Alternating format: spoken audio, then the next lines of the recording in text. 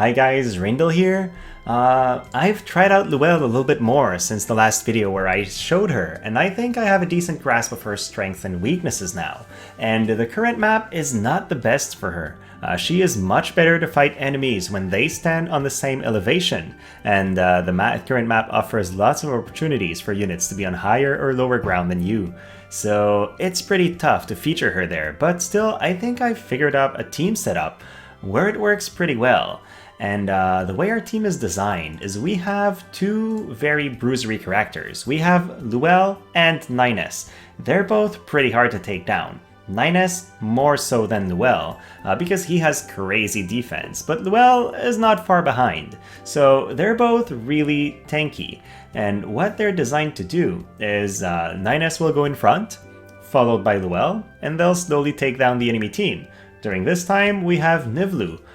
For two reasons. First of all, she can haste her team and debuff the enemy team, which is good.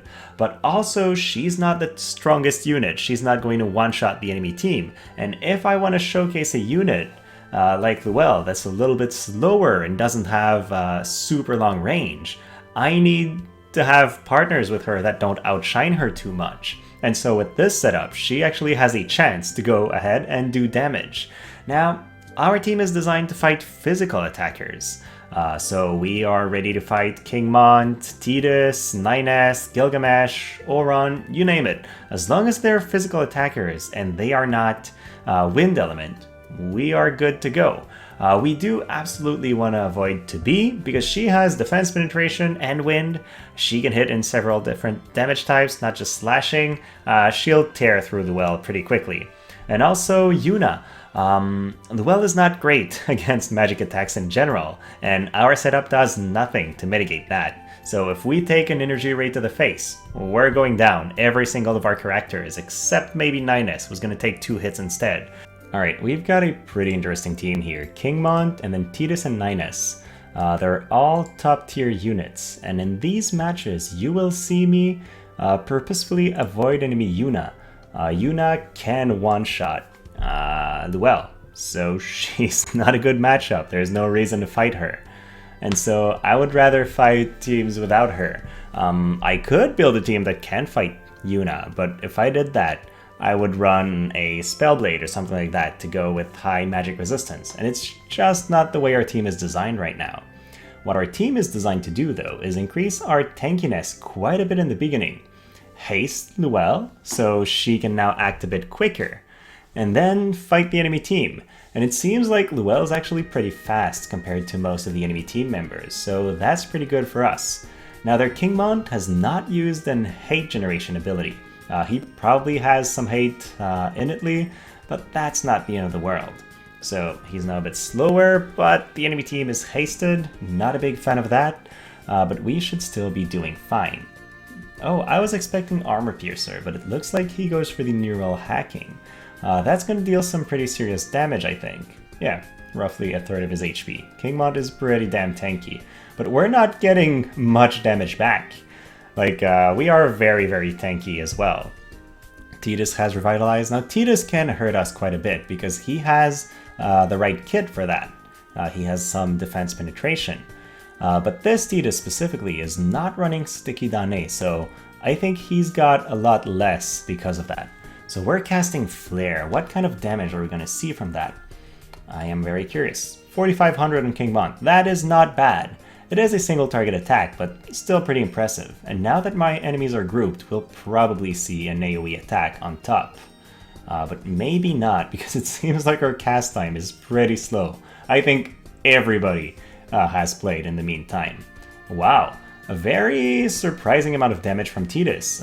Our Louelle has a lot of slash resistance and a lot of the defense on top, so taking that kind of damage is actually pretty surprising. We do one-shot the enemy Tidus though, so that's not bad. And then apparently Nines prefers to summon Golem over using an ability, so I guess that's what we're gonna watch. The Golem animation is really cool. But I don't feel like that's going to be very useful. I guess half the enemy Nines' HP isn't bad. Then Nines hits our Niv'Lu, but Niv'Lu fights back with Dispel Spread and almost takes him out. perfect evade. That is the second one I've seen, but I'm not sure if the others were on our team or not. So we end up winning, but not such a close fight. Then again, it was a strong enemy team. Alright, this time, again, King Mont and Tidus, but they have Sylma with them, so they'll be pretty resistant to slashing, but we're not a slash-oriented team, so we might just be fine. Yeah, I'm wondering how that'll go. We are weak to magic, but we are... I mean, the weakest character to magic on our team is Louelle, and the magic attacker is lightning, so we might have an edge there. Also, we can heal back from damage, and they can't, so we do have a couple things going for us. So Tidus uses his barrier, King Mont uses Revitalize, and then what are we gonna do? Well, Earthen Invocation first, then Shield Deployment. I think that's the main reason I'm happy with Louelle moving up. Having Shield Deployment on everybody makes us a lot more tanky for a couple turns, and that's pretty important. Now, okay, more defense on King Mont. It's starting to look a bit threatening, but let's see what happens there. They also all get hasted, so they're gonna play quite a bit faster than our team. Let's see, so we decide to go Quicken Louelle. That does not feel like a high value move. I would rather have Louelle fight alongside the her allied 9S than anything else, but hey, not the end of the world. So hacking takes quite a bit of damage away from King Mont, then we have some a bit more defense, but I guess we already had shield deployment, so it's not that important. But slow arrow, okay, this King Mont doesn't have much defense. It seems like he's really built for slash resistance more than anything else. Now he finally gets a turn, hits everybody on our team. Okay damage, but that's not his strength. We hit him for 5,000 with an instant cast ability, and then jamming thrust misses. That's very good for us, but Spear Shot, ow. Our Louelle is taking pretty heavy damage, but she survived one hit. Now, what can we do against Tidus? Well, nothing, because he plays twice, he's hasted. Louelle does have 87 agility on our team. She's not slow, but a hasted Tidus is a hasted Tidus, so that happened. Alright, so let's go for another match, and we've turned off Quicken this time. I felt like it did not bring much value to our team. So they have a King Mont team with magic resistance, so he might be tougher to take down. Let's see just how much magic resistance he has. Okay, only 20%. We should be good as long as we don't get AoE'd by both Gilgamesh and Tidus. Let's see how that goes. I don't have a 120 unit on our team. We do have a little bit less stats than the enemy team overall, especially since we're running a non-EX on our squad. So if we don't get a couple hits and an edge early, we do end up losing the fight, I think. So we have to be pretty careful. But we have pretty heavy damage, and most of all, everybody on our team is really hard to take down, so that counts for something.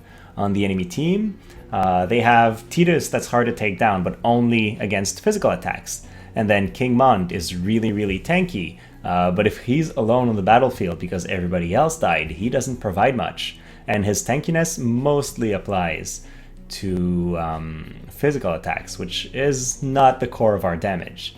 So now, because we turned off Quicken, everybody gets hasted by Niv'Lu instead, and I feel like that's going to bring a lot more value for us. So we've got accuracy up on everybody, that's probably not going to matter much.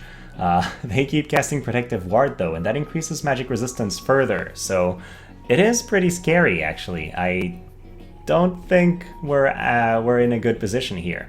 We're all grouped and we're going to kill Gilgamesh before he attacks us though, and that's us leveraging our higher range and mobility on our team. They don't have a move 4 unit, or at least King Mont hasn't shown that he can move a lot.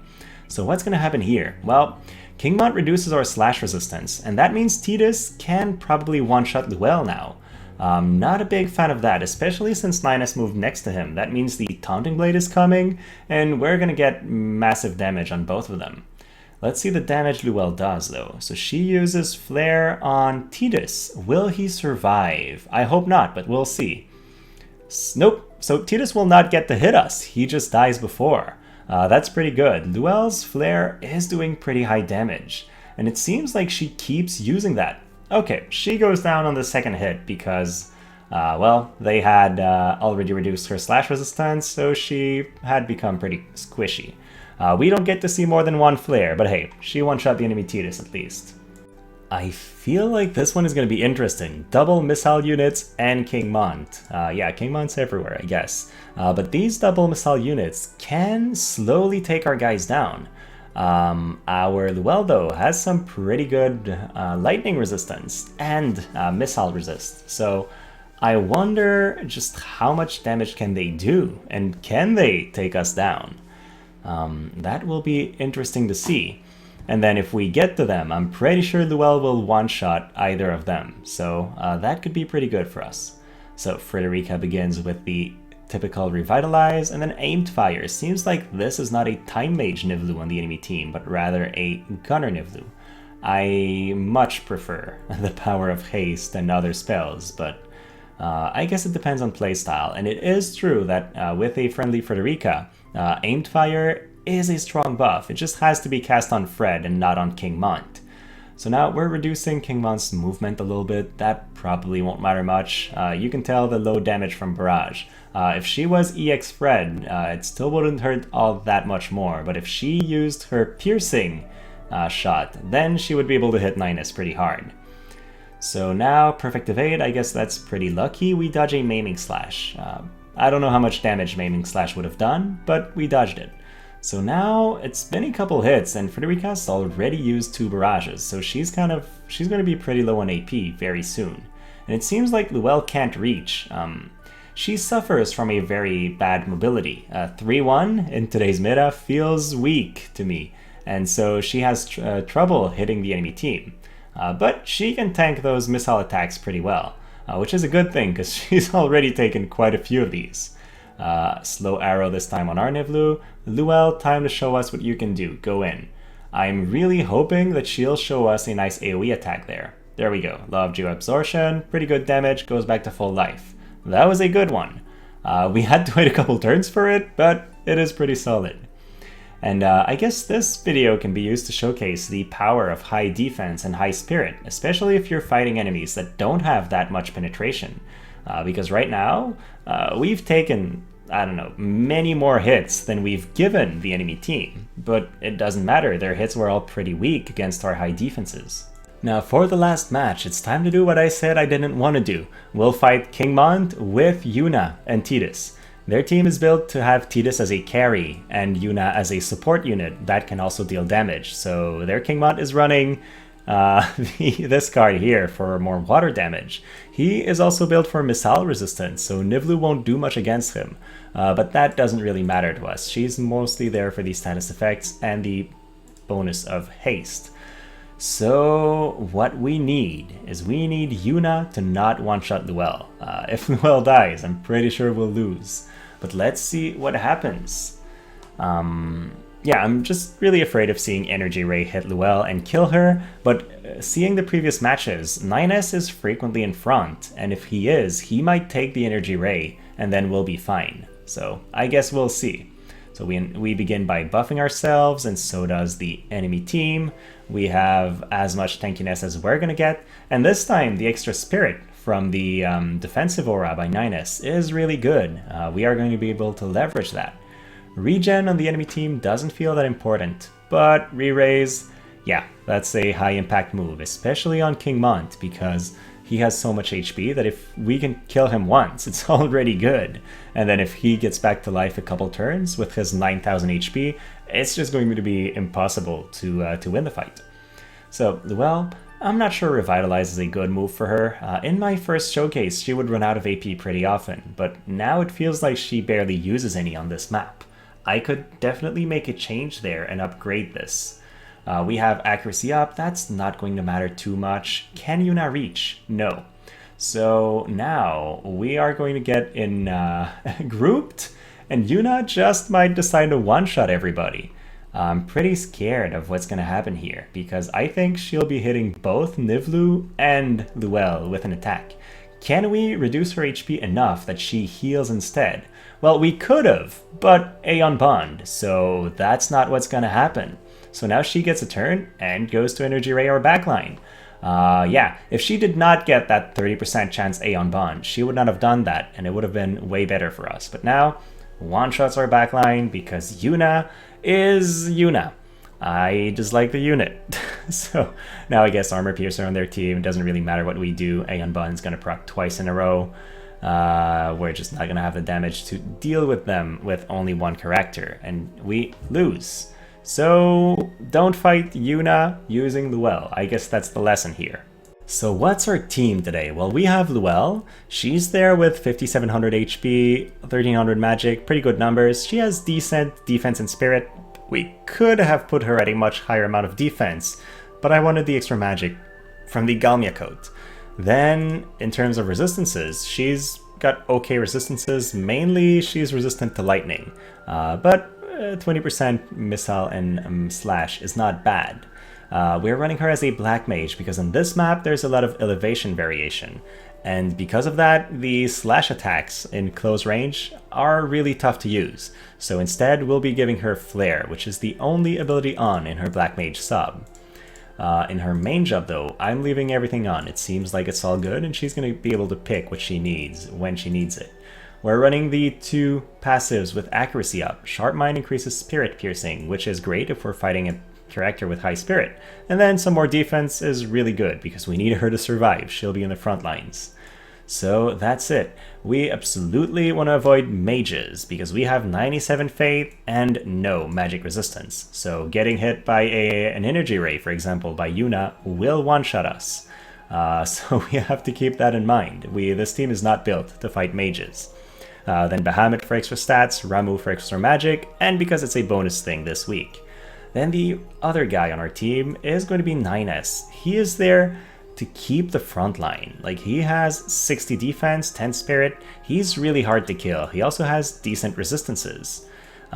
So he's going to be in front and take the brunt of the enemy attack. And when Louelle gets attacked, she can heal back, while 9S can more hardly heal back, but he is just more tanky innately. We're running him as a Yorha with all abilities on his main kit, and then as a Nightblade with, again, all abilities on except, I think, nope, they're all on. So this has been performing well for me. His AI is really good. Booster system I like for the extra speed, and Nightblade Mastery for the accuracy. I could go for Hacking Enhancement. I've tried it and it's very good, but on this map I want him to split away from Louelle so they don't get hit in the same AoE, and because of that, Booster system actually provides me with more value. Then we have Niv'Lu. Our team is not the fastest, while they do have 87 and 81 agility. A lot of units right now have around 100, like what we're seeing here. And so we can't afford to be that slow, especially since we want to fight enemy Tiduses. So we're going to have a Time Mage that casts Haste on our team. This time, Haste is on and Quicken is off. It is on in a couple of battles in the beginning, but I end up turning it off because I would rather have Haste on all my team than hasting Louelle and then quickening her into the enemy team first. We want 9S to arrive first. And then she provides some utility with her ability. She can destroy barriers, slow enemies, and dispel buffs, which are all really good buffs. So even as a 99 unit, she provides some pretty decent utility to our team. Now, I'm running her with the Odin for Maneater, and I'm using Odin as a vision card as well, because I was very curious to see the power of Louelle's buff that increases single target resistance on everybody if you pair it with an init 20%. And as we'll see in the fights, our enemies will basically always use AoE attacks, thus consuming a bit more AP than if they were using their single target attacks. So that is a way to control the enemy AI a little bit. So that was it. Our team performed exactly like I expected it to, which is good. It means I have a good grasp of the way it works. Now, is it the flashiest, strongest team? No. The more I play Louelle, the more I figure that she is a unit with a really interesting kit, but it's a kit that requires human intelligence behind it. I think she'll do really good in any kind of manual play where you can trigger her self-healing ability at the right time and use the right passive for the right enemy. But I'm finding her AI struggles with using it. I'm still waiting on a very flat map where she'll be able to drop her large AoE attacks and then heal back up from a bunch of enemies. But so far on the maps we're getting, she really struggles with landing those, so she doesn't shine that much. Still though, if you liked the video, please like and subscribe, and then thank you so much for watching and have a great rest of your day.